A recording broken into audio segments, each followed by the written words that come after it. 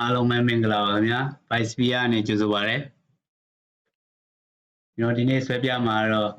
mechanical နဲ့ဆိုင်တဲ့ဒီညီမပါတဲ့ flan ပြားလေးဆွဲပြမှာပါနောက်စားလဲဓမ္မပုံလိုပဲ circuit လေးတွေနဲ့ဆွဲတာပါဒီ circuit command လေးတွေကိုကျွမ်းကျင်သွားရင်အလုံးပစ္စည်းသေးသေးတော်တော်လေးဆွဲရမှာလွယ်ကူပါပါတယ်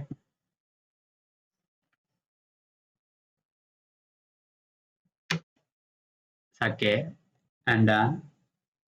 radius က 1/2 ဆွဲပါ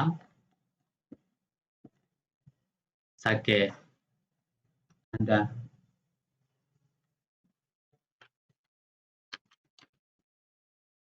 line ရင်ဆွဲပါမယ် to distance ကကျွန်တော်တို့က 3.5 အမှ circuit ပါရှိမလဲ circuit တန်ဖိုးဘယ်လောက်နဲ့ရှိမလဲ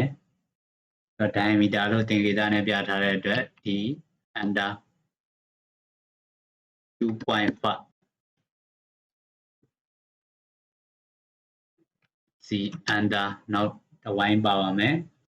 radius 1.5 နောက်တစ်ခု radius အကြီးဆုံးအနေနဲ့ C under ပုံမှန်ကလေးပေးမှာ radius 2 under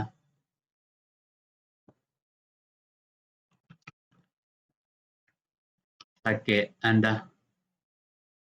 ဒီဘက်ကအနေနဲ့2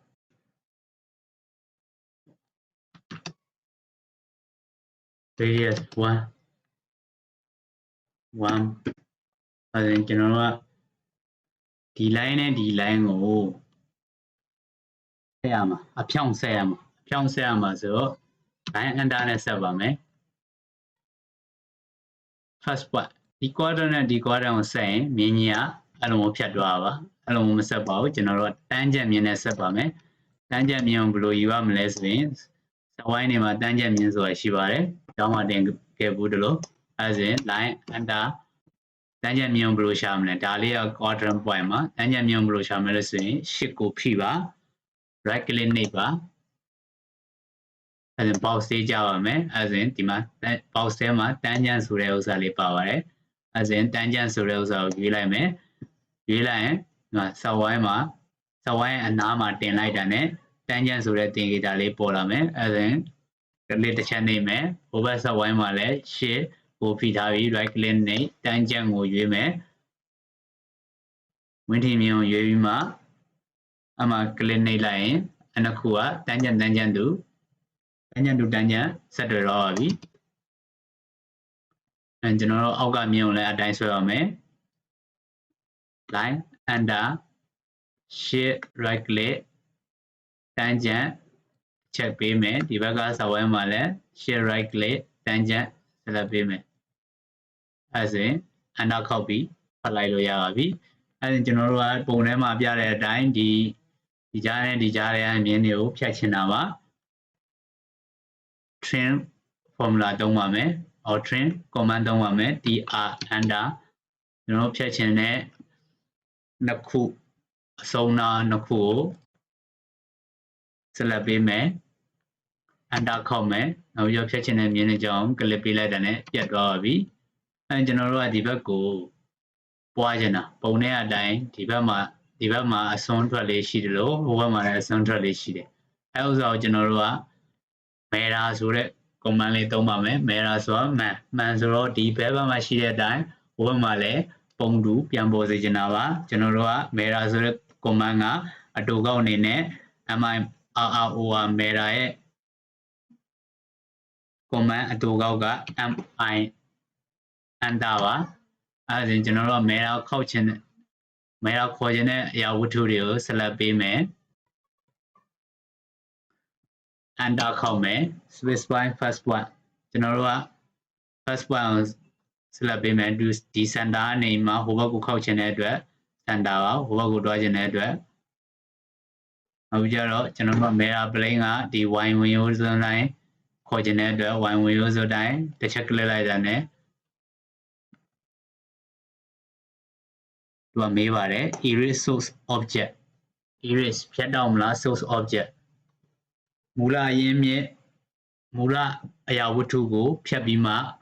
လုပ်မလားဆိုရင်ကျွန်တော်တို့က no original နဲ့ no ရေးထားတဲ့အတွက်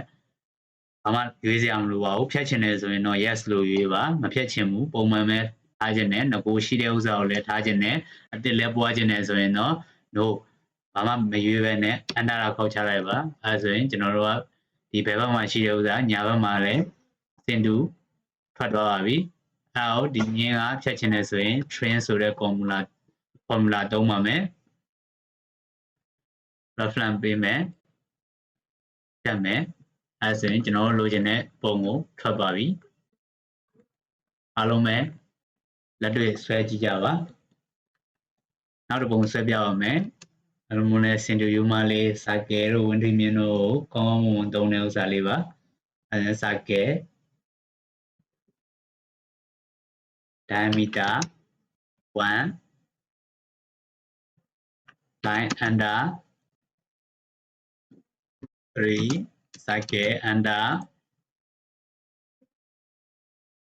diameter 3.5 circle under radius 2.5 circle under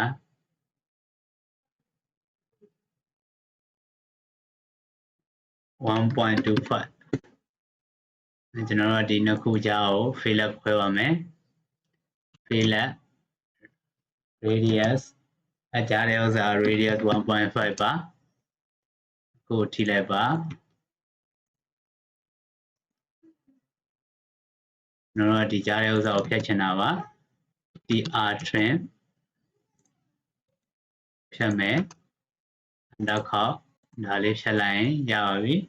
အဲ့တော့ဒီညာဘက်မှာလည်းပြန်ပေါ်ခြင်းနဲ့ဆိုရင် mirror ဆိုတဲ့ command ကိုပြန်သုံးပါမယ် mi enter ကို mirror ခောက်ခြင်းနဲ့တရားဝတ္ထုကို select ပေးနောက်ခေါက်ကိုခောက်ခြင်းတဲ့ဥစ္စာကို center မှာယူပလိကျွန်တော်တို့က x ဝင်ရိုးအတိုင်း x direction တိုင်းပွားခြင်း y direction တိုင်းပြရပါတယ် mirror ကလေးတစ်ချက်နှိပ်လိုက်ရင် enter ခောက်လိုက်ပါရပါပြီကျွန်တော်တို့ဖြတ်ချင်တဲ့ဥစ္စာလေးကိုဖြတ်ပါမယ်အဲကျွန်တော်လိုချင်တဲ့ပုံလေးကိုမြန်မြန်ဆန်ဆန်ရပါပြီအားလုံးပဲကျေးဇူးတင်ပါတယ်ခင်ဗျာ